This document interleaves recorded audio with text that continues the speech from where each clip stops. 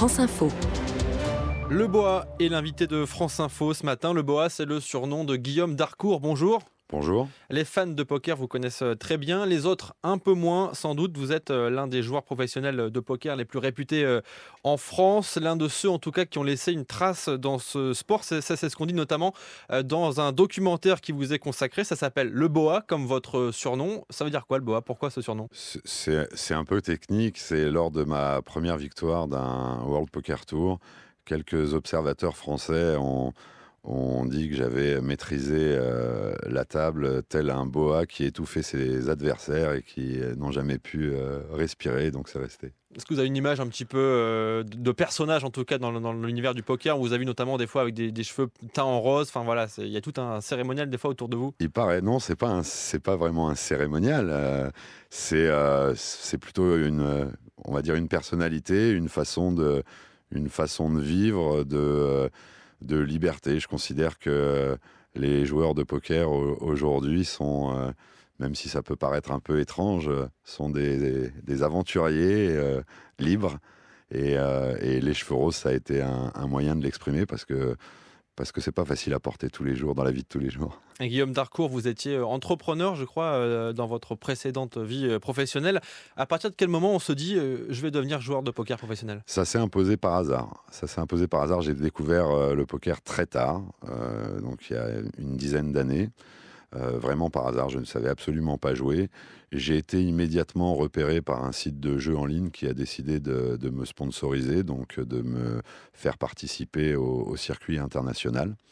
Et rapidement, ou plus ou moins rapidement, j'ai obtenu des titres et des gains qui m'ont permis de me faire un peu connaître. Alors c'est une vie qui fait rêver certains joueurs de poker en France, hein, les gains également.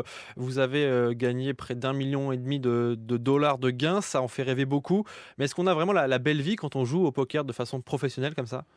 On a la belle vie quand on est en phase avec sa passion. Donc le poker est une passion avant d'être un travail. Donc forcément, le fait d'en vivre, c'est la belle vie. Maintenant, ça ne veut pas dire que c'est une vie facile. Ça ne veut pas dire qu'il n'y a pas des moments très compliqués. Le poker est un jeu qui réclame énormément de qualité et notamment mentale. Et le premier adversaire du poker, c'est soi-même et son mental. Donc on traverse des périodes pour le moins compliquées par moment. Et on le voit dans le film, vous voyagez beaucoup, mais finalement vous restez pas mal.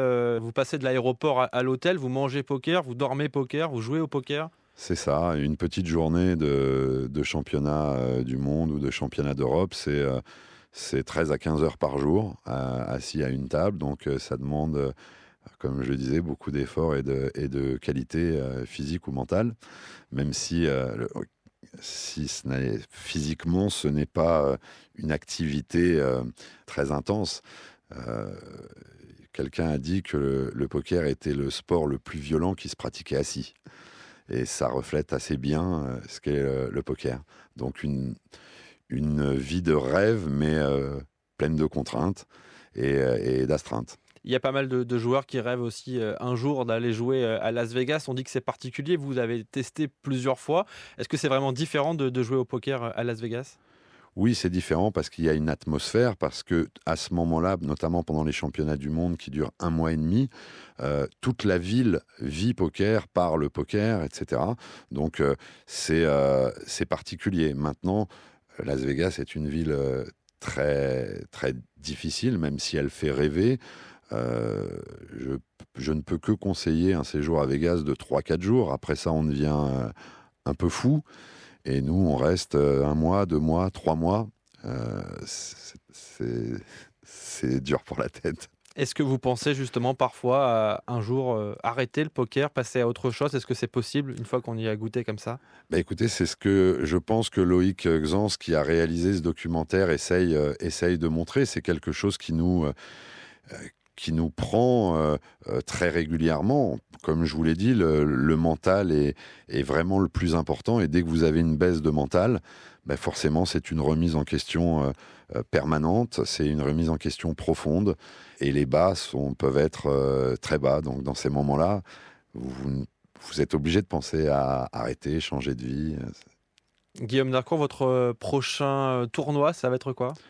Demain, je pars demain matin pour les championnats d'Europe à Prague. Donc encore beaucoup de voyages, hein. Ça représente combien de jours par an de déplacement?